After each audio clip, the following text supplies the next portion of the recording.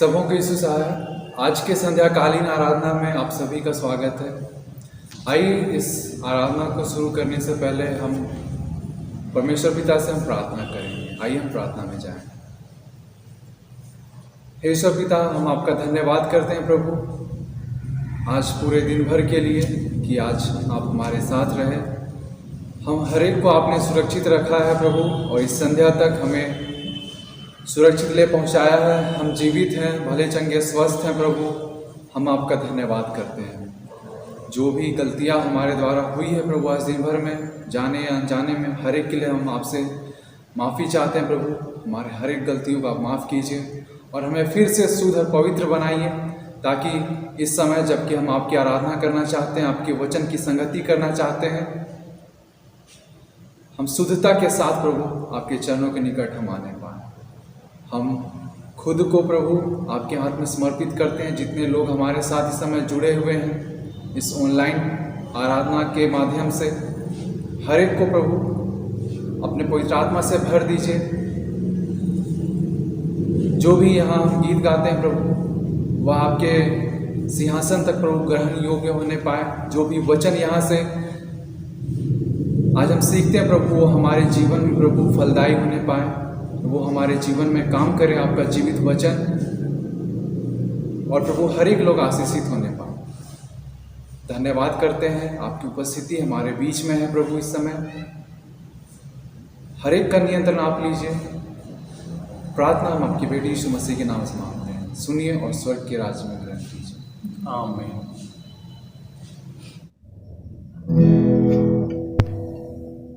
इस वक्त हम लोग परमेश्वर की महिमा में गीत गाएंगे। रिवाइवल सॉन्ग से एक गीत संख्या 1102, जीवन डहर यीशु है के मोर, जीवन डहर मसीह है के मोर।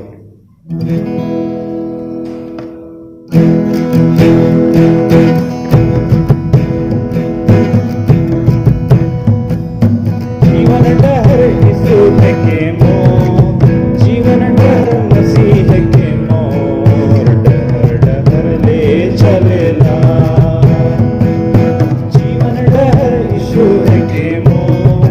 जीवन डहर मसीह के मोर, डहर डहर ले चलेला। प्रभु यीशु कहेला,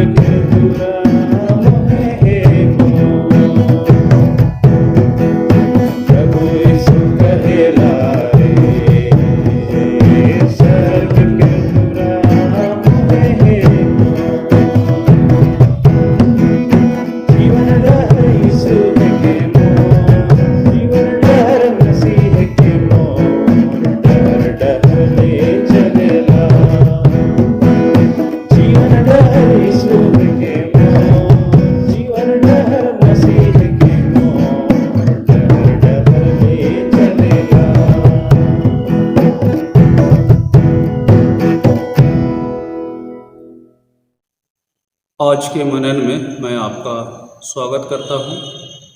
आइए हम सभी मनन में जाने से पहले परमेश्वर पिता से अगुवाई मांगे, प्रार्थना करें। प्रेमी पिता परमेश्वर, हम तुझे धन्यवाद देते हैं आज के दिन के लिए और आज के समय के लिए। पिता परमेश्वर, तेरी कृपा और आशीष के कारण हम सभी इस समय तेरी संगति कर पाते हैं और पिता तेरे वचनों पर मनन ध्यान करने के लिए कुछ समय निकाल पाते हैं। पिता परमेश्वर, तुम्हें आशीष दे कि हम तेरे वचनों को सुनने समझने लायक होने पाए पिता, और उन वचनों को सुन करके समझ करके पिता हम अपना जीवन तेरे शिक्षा अनुसार और तेरे बताए मार्ग के अनुसार पिता हम बिताने पाए और उसके द्वारा तेरी महिमा होने पाए, हमारे प्रभु यीशु ख्रिस्त के द्वारा, आमीन।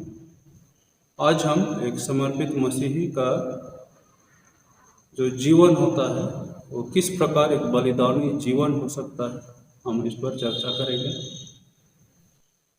बलिदान जो है एक मसीही के जीवन का एक अहम हिस्सा होता है और होना भी चाहिए। लेकिन आज विडंबना ये है कि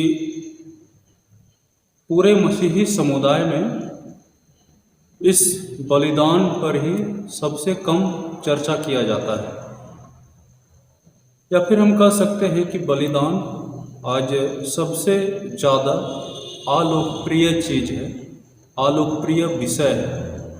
यह एक ऐसा विषय है जिस पर हम लोग बहुत कम या ना के बराबर बात करते हैं, जबकि बाइबल इस बलिदान पर बहुत ज़्यादा जोर देती है। बाइबल में ऐसे कई अंश हैं, कई ऐसे पदस्थल हैं जो हमें बलिदान के बारे में शिक्षा देती है। एक उदाहरण हम लोग देखेंगे, लूका रचित सुसमाचार उसका 9वां अध्याय और उसके 23 पद में हम लोग पाते हैं कि प्रभु यीशु ख्रिस्त हमसे कहते हैं कि यदि कोई मेरे पीछे आना चाहे तो अपने आपे से इनकार करे। इसके ठीक पहले अर्थात कि 22वें पद पर हम लोग बहुत ज़्यादा ध्यान देते हैं, जहाँ यीशु ख्रिस्त के दुख उठाने के बारे में कहा गया है। हम लोग यीशु ख्रिस्त के दुख उठाने पर बहुत ज़्यादा बात करते हैं, उस पर हम गाने बनाते हैं, गीत गाते हैं, लेकिन जब हमारे अपने दुख उठाने की बारी आती है तो हम लोग चुप रहते हैं। यीशु ख्रिस्त ने हमारे लिए दुख दिया, यह अच्छी बात है। हम उस विषय पर गाने बनाते हैं, गाते हैं, और हमें ऐसा करना भी चाहिए। उसके प्रति धन्यवादित होना अच्छी बात है। लेकिन यीशु ख्रिस्त के प्रति हमारे कुछ कर्तव्य हैं, उसे भी हमें नहीं भूलना चाहिए। यीशु ख्रिस्त ने जो दुख सहा, तकलीफ सहा, और जिन परिस्थितियों से होकर वो गुजरे जब इस धरती पर थे, तो वो सारी बातें हमारे लिए एक सबक के रूप में हैं। इस्राएली लोग जो परमेश्वर की चुनी हुई प्रजा थी, उनका जीवन शुरू में ऐसा ही था।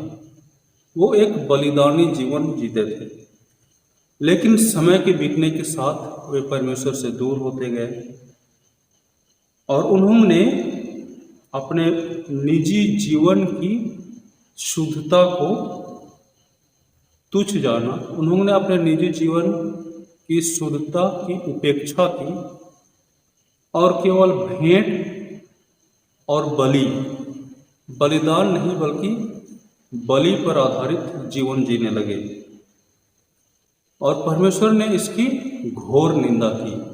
एक उदाहरण हम लोग देख सकते हैं साउल का, पहला सामुएल उसका 15 अध्याय में हम इसके बारे में पढ़ सकते हैं, जहाँ पर साउल ने परमेश्वर के विरुद्ध, परमेश्वर की इच्छा के विरुद्ध में जा करके परमेश्वर को क्रोधित किया, और उसका परिणाम साउल के साथ क्या हुआ हम सभी जानते हैं।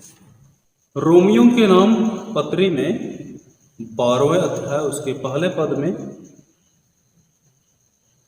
ये जो हमारा शरीर है, इस शरीर को जीवित बलिदान कहा गया है।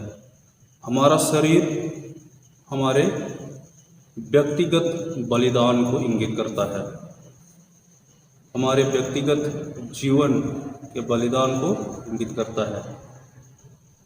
हम मसीहियों ने इन वचनों या फिर इन शिक्षाओं की उपेक्षा की, जबकि होना ये चाहिए था कि हम अपने व्यक्तिगत जीवन का बलिदान करना सीखते। हमें अपने व्यक्तिगत जीवन का बलिदान करने के बारे में सीखना चाहिए।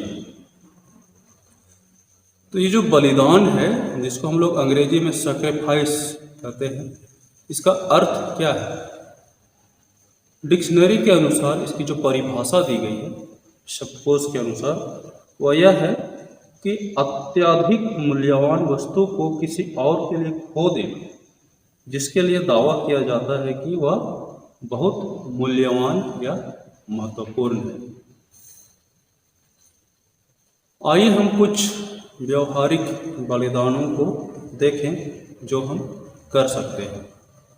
यहाँ पर हम लोग 3 तरह के बलिदानों को देखेंगे जो हम लोग कर सकते हैं या फिर हमें करना चाहिए।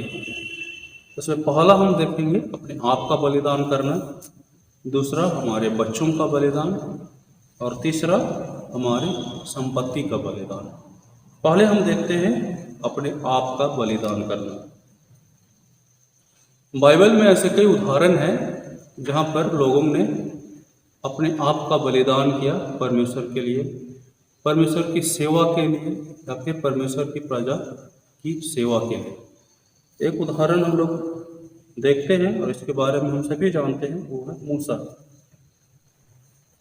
निर्गमन 32वें अध्याय में और उसके 20 से 32 पद में हम लोग पढ़ते हैं कि इस्राएलियों के पापों के प्रायश्चित के लिए मूसा ने अपने आप का बलिदान किया। उसने अपने आप को आगे किया, परमेश्वर के सामने अपने आप का समर्पण किया, अपने आप को समर्पित कर दिया।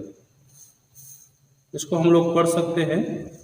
दूसरे दिन मूसा ने लोगों से कहा, तुमने बड़ा ही पाप किया है, अब मैं यहोवा के पास चढ़ जाऊंगा, संभव है कि मैं तुम्हारे पाप का प्रायश्चित कर सकूं।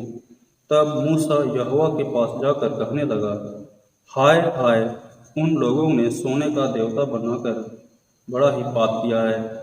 तो भी अब तू उनका पाप क्षमा कर, नहीं तो अपनी लिखी हुई पुस्तक में से मेरे नाम को काट दे।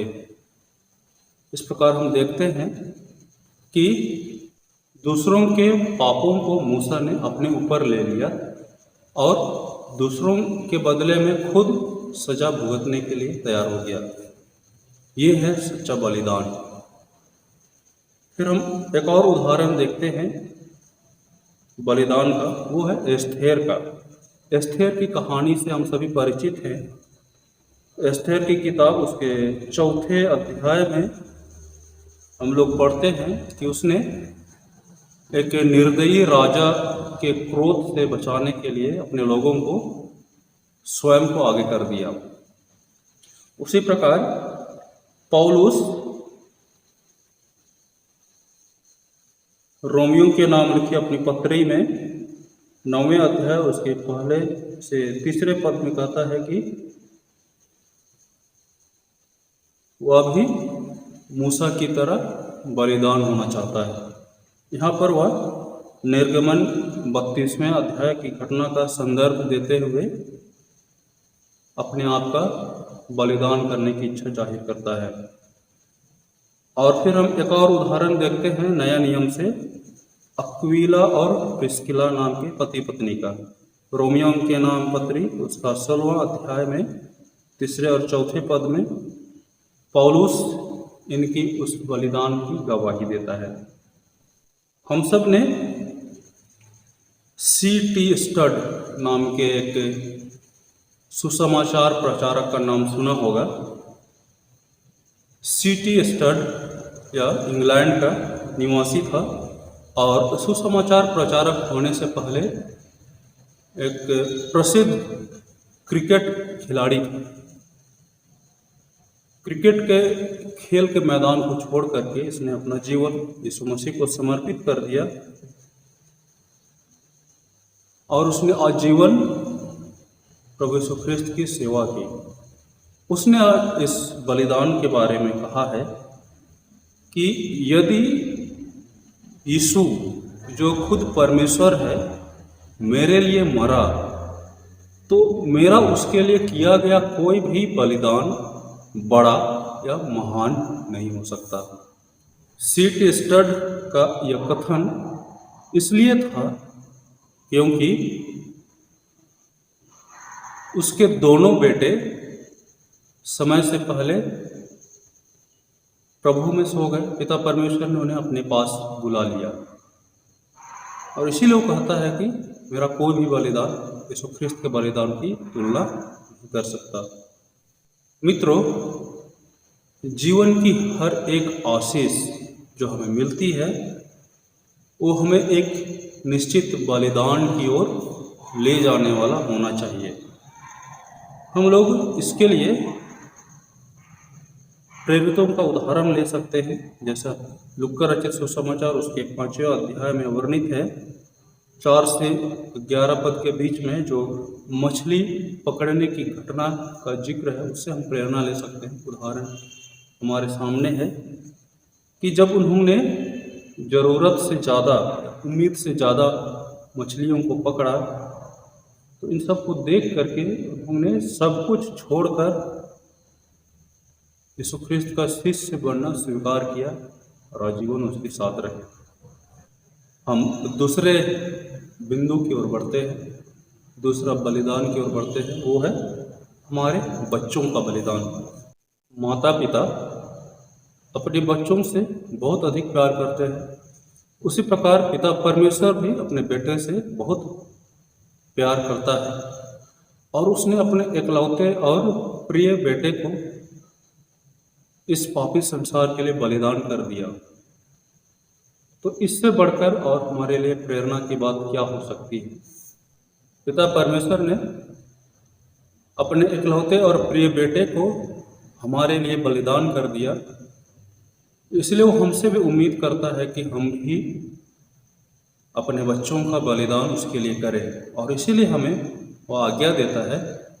निर्गमन की किताब में 22वें अध्याय उसके 29वें पद में कहता है कि अपने बेटों में से पहलौठे को मुझे देना। बाइबल में हम ऐसे कई उदाहरण पाते हैं जहाँ पर लोगों ने अपने पहलौठे का बलिदान किया। एक उदाहरण है अब्राहम का, जिसने अपने पहलौठे बेटे इसहाक का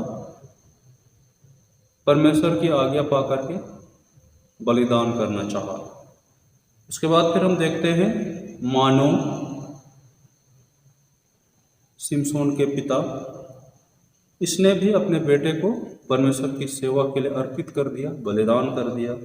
और फिर हम हन्ना को देखते हैं, शमूएल नबी की माँ, उसने भी अपने बेटे को परमेश्वर की सेवा के लिए आगे बढ़ाया। और फिर नया नियम में हम देखते हैं जकरिया और एलीशिबा का उदाहरण। उन्होंने यूहन्ना जो बपतिस्मा दाता था उसको परमेश्वर की सेवा के लिए अपने से दूर कर दिया, जंगलों में भेज दिया और वो जंगलों में रहता था। कलीसिया के इतिहास में भी ऐसे कई उदाहरण हैं जहाँ पर माता पिताओं ने अपने बच्चों का बलिदान किया। हम उनसे भी प्रेरणा ले सकते हैं। हम यहाँ पर अपने कलीसिया के इतिहास से कुछ उदाहरण देखेंगे जहाँ पर माता पिताओं ने अपने बच्चों का बलिदान किया इस संसार की सेवा के लिए, या फिर परमेश्वर पिता की या प्रभु यीशु ख्रिस्त की सेवा के लिए। पहला उदाहरण हम देखेंगे हडसन टेलर का। इस नाम से हम सभी परिचित होंगे। हडसन टेलर के माता पिता ने यह कामना किया था कि यदि परमेश्वर हमें एक बेटा देगा तो वह चीन के लिए एक मिशनरी बनकर जाएगा, और उन्होंने इस वादे को निभाया भी। और हडसन टेलर जब बड़े हुए, जवान हुए, तो वो चीन गए और चीन में 50 सालों तक उन्होंने सुसमाचार प्रचार किया। 50 सालों तक उन्होंने प्रभु यीशु ख्रिस्त की सेवा की, लोगों को प्रभु यीशु ख्रिस्त के सुसमाचार के बारे में बताया। दूसरा उदाहरण हम देखेंगे एमी करमाइकल का। यह भी हमारे लिए एक जाना पहचाना नाम है, खास करके जब हम भारत के संदर्भ में इसको याद करते हैं। एमी करमाइकल अक्सर कहा करती थी कि परमेश्वर ने मेरे माता पिता की प्रार्थनाओं का उत्तर दिया। एमी करमाइकल 1895 में 28 साल की उम्र में वो भारत आई। दक्षिण भारत में तमिलनाडु में रही और वहाँ पर उन्होंने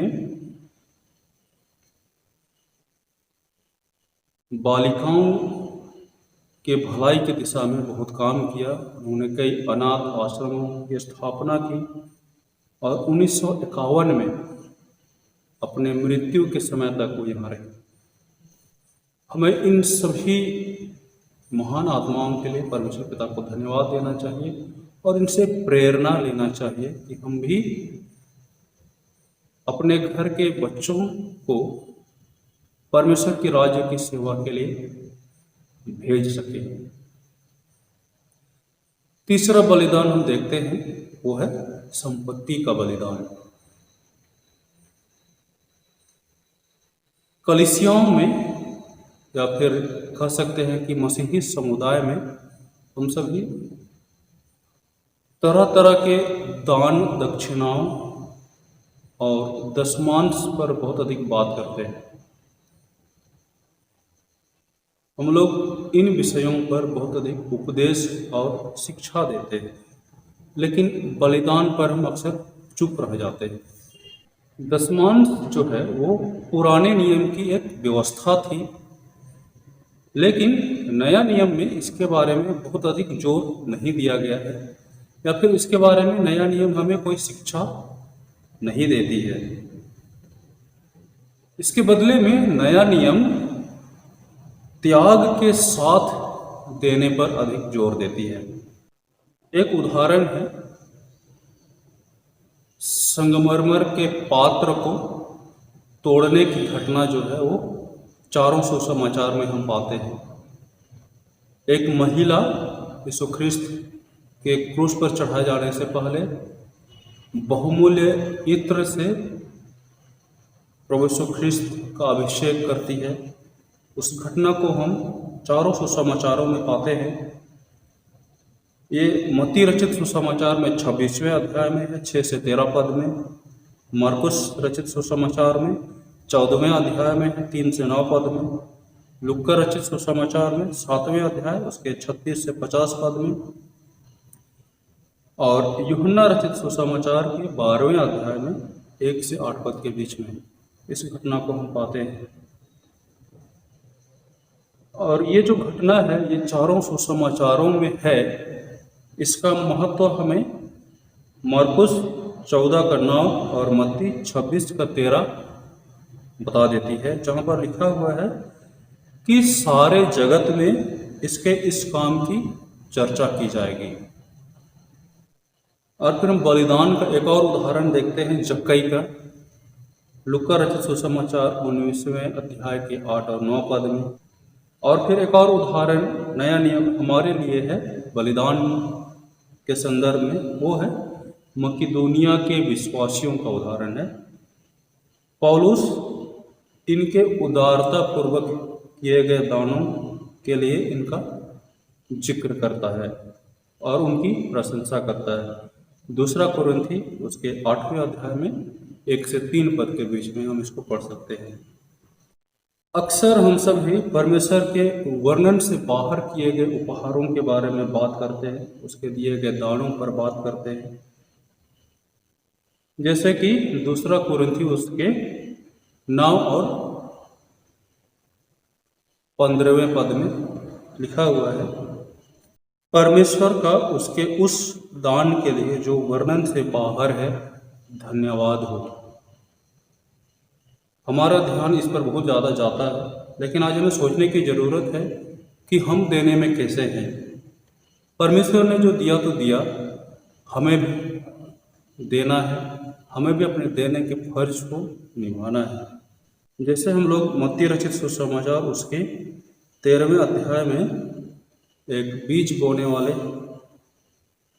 का दृष्टांत पढ़ते हैं। शैतान ने हमारे बीच में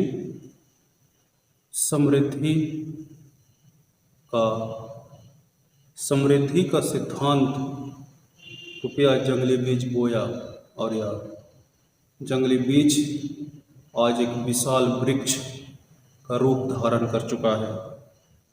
यह जो समृद्धि की चाहत है, समृद्ध होने की इच्छा है, यह हमारे आत्मिक उन्नति को अवरुद्ध करता है और हम सबको आत्मिक रूप से बर्बाद कर देता है।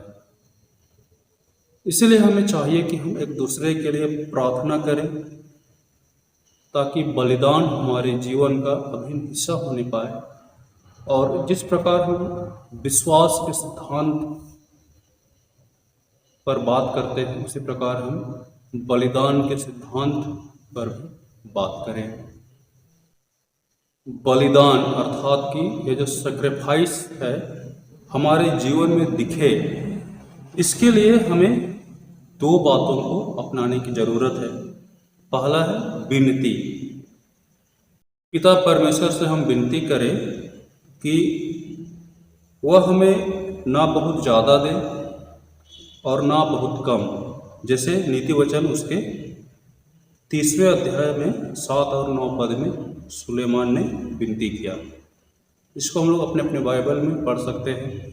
और फिर दूसरी बात जो हम अपना सकते हैं वो है एक नारा, एक स्लोगन। हमें अपने जीवन में एक नारा को अपना लेना चाहिए और उसका अभ्यास करना चाहिए। नारा यह होना चाहिए कि खर्च करो और खर्च हो जाओ। जैसे पौलुस का यह नारा था, हम सब का भी यह नारा होना चाहिए। पौलुस के इस नारे के बारे में हम लोग कुरिन्थियों के नाम लिखी गई दूसरी पत्री उसके 12वें अध्याय के 15वें पद में पढ़ सकते हैं। पिता परमेश्वर अपने इस वचन के द्वारा हम सबको बहुतायत से आशीष दे। हम प्रार्थना करें। प्रिय पिता परमेश्वर, तुझे धन्यवाद देते हैं इस वचन के लिए पिता, और धन्यवाद देते हैं कि तूने हमें तेरे वचन पर मनन करने के लिए अवसर और समय दिया। पिता परमेश्वर, हम प्रार्थना करते हैं कि हमारे जीवन में बलिदान एक अभिन्न हिस्सा होने पाए, और पिता उस बलिदान रूपी जीवन और बलिदानमय जीवन के द्वारा तेरी महिमा होने पाए, हमारे प्रभु यीशु ख्रिस्त के द्वारा। आमीन। आइए इस समय हम अंतिम प्रार्थना से पहले एक विशेष प्रार्थना में जाएंगे। हम प्रार्थना करेंगे कलीसिया के संस्था और उसके जो अगुवे हैं उनके लिए हम विशेष प्रार्थना करेंगे। प्रार्थना करें। हे जीवित अनुग्रहकारी परमेश्वर, समस्त सृष्टि के सृजनहार, तूने इस सृष्टि को में हमें रचा प्रभु जी कि हम तेरी महिमा और तेरी सेवा करें प्रभु जी।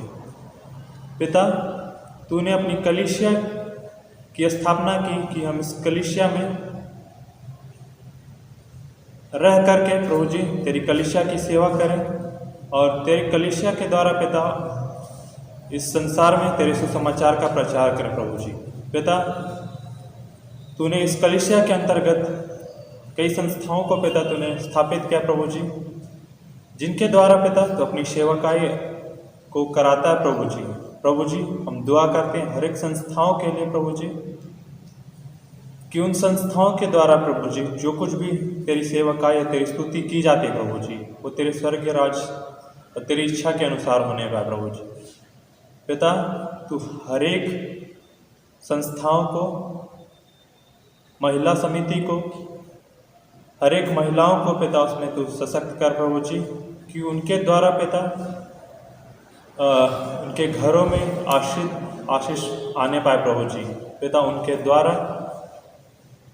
हर एक महिला पिता तेरे वचन को, तेरी सेवकाई को, तेरी गवाही को पिता गवाह ठहरने पाए प्रभु जी। पिता हम दुआ करते हैं युवा संस्थाओं के लिए और संडे स्कूल संस्थाओं के लिए प्रभु जी।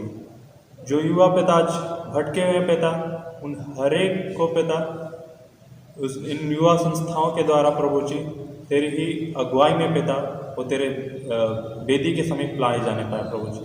पिता हम दुआ करते हैं संडे स्कूल बच्चों के लिए पिता, जो आज एक नरम मिट्टी के समान है प्रभु जी। उन हर एक को पिता तो अपने स्वरूप में पिता ढाल प्रभु जी। आज ही से पिता तू उन्हें तैयार कर कि कल के युवा और कल के दिनों में इस देश को चलाने के लिए पिता वो तैयार होने पाए प्रभु जी। तो अपनी दया अब इन संस्थाओं पर बनाए रखना प्रभु जी। हम दुआ करते हैं पिता उन संस्थाओं के हर एक अगुओं के लिए पिता, जो अगुवाई करते हैं पिता, तू उन्हें अपने सेंत बुद्धि प्रदान कर प्रभु जी कि तेरे भेड़ों को पिता वो सही मार्ग पर ले चले पिता। प्रभु जी उन हर एक चरवाहों को एक अच्छा मन हृदय दे प्रभु जी, कि तेरे ही प्रियजनों के लिए पिता एक अच्छा भेड़शाला पिता तैयार करने पाए प्रभु जी। जो भी लोग आज भटके हैं पिता, हर एक को उनके द्वारा प्रभु जी तेरे स्वर्ग राज के लिए तैयार किए जाने पाए प्रभु जी। हम दुआ करते हैं पिता उन हर एक चरवाहों के लिए पिता, जो इन संस्थाओं को चला रहे हैं प्रभु जी। उनको तो पिता जब वो परेशानी में होते हैं, जब वो तकलीफ में होते हैं, जब वो शैतानी शक्तियों से पिता दबने लगते हैं पिता, उन समय पिता उन्हें हिम्मत देना प्रभु जी कि किसी भी बात में वो पिता घबरा करके विश्वास में दिलडौल कमज़ोर ना होने पाए प्रभु जी। पिता उनके विश्वास को दिन प्रतिदिन दृढ़ करना प्रभु जी, कि तेरे नाम की महिमा, तेरी सेवकाई प्रभु जी निरंतर उनके द्वारा होने पाए और कई विश्वासी तेरे कलीसिया के लिए पिता तैयार किए जाने पाए पिता। सारी आदर महिमा देते हुए इस दुआ को तेरे बेटे हमारे उद्धारकर्ता यीशु मसीह के नाम से मांगते हैं। दया से सुन और स्वर्गाज में ग्रहण कर, आमीन। आइए इस समय हम अंतिम प्रार्थना करेंगे। हे ईश्वर पिता, हम धन्यवाद करते हैं इस संध्या के समय में प्रभु, जबकि आपने हम में से हर एक को एक दूसरे के साथ जोड़ा है कि हम आपकी आराधना कर पाए हैं प्रभु, आपके वचनों में से सीख पाए हैं, आपसे निवेदन कर पाए हैं। धन्यवाद करते हैं आपकी उपस्थिति हमारे बीच में रही है प्रभु, और जितने भी देर प्रभु हम यहाँ हैं प्रभु, आप हमारे साथ हैं और हमारी हर एक प्रार्थनाओं को आपने सुना है। और जो भी वचन आज यहाँ पे बांटा गया उसमें हम हर एक की आपने अगुवाई की है, कि हमारे हृदय से आपका वचन बातचीत किया प्रभु, और हमने बहुत कुछ यहाँ से सीखा है। धन्यवाद करते हैं और आपसे निवेदन करते हैं प्रभु कि आप हमें इसी प्रकार से आप हमारे आत्मिक स्तर को उन्नत करते जाइए, आपके वचनों में से हम सीखते जाएं, आगे बढ़ते जाएं और आपसे हम जुड़े रहने पाएँ। प्रार्थना करते हैं इस संध्या के समय में, जबकि अब रात्रि होने को चली है प्रभु, हम आपसे निवेदन करते हैं जबकि हम अपने बिछौनों पर होंगे, रात भर हमारी रक्षा रखवाली कीजिए, हम सुरक्षित रहें और अपने स्वर्गदूतों को भेजिए ताकि हर एक दुष्ट आत्माओं से वे हमारी रक्षा रखवाली करें, हम सुरक्षित सोएं कल का दिन देख करके फिर से आपका धन्यवाद करने पाएँ। प्रार्थना करते हैं कि जो भी गलतियां हमारे द्वारा जानबूझकर अनजाने में हुई है, हर एक को आप माफ़ कीजिए। प्रार्थना आपके बेटे यीशु मसीह के नाम से मांगते हैं, सुनिए और जैसे स्वर्ग के राज में आमीन। प्रभु की प्रार्थना। हे हमारे पिता तू जो स्वर्ग में है, तेरा नाम पवित्र माना जाए, तेरा राज आए, तेरी इच्छा स्वर्ग में पूरी होती है वैसे पृथ्वी पर भी। हमारे दिन की रोटी दे और हमारे पापों को क्षमा कर जैसे हम और हमें परीक्षा में ना डाल परंतु बुराई से बचा, क्योंकि राज और सामर्थ और महिमा और सब तेरी। अनुग्रह वचन हमारे प्रभु यीशु ख्रिस्ट का अनुग्रह, ईश्वर का प्रेम और पवित्र आत्मा की सहभागिता हम सबों के साथ सर्वदा रहे। आमीन। यीशु सहाय।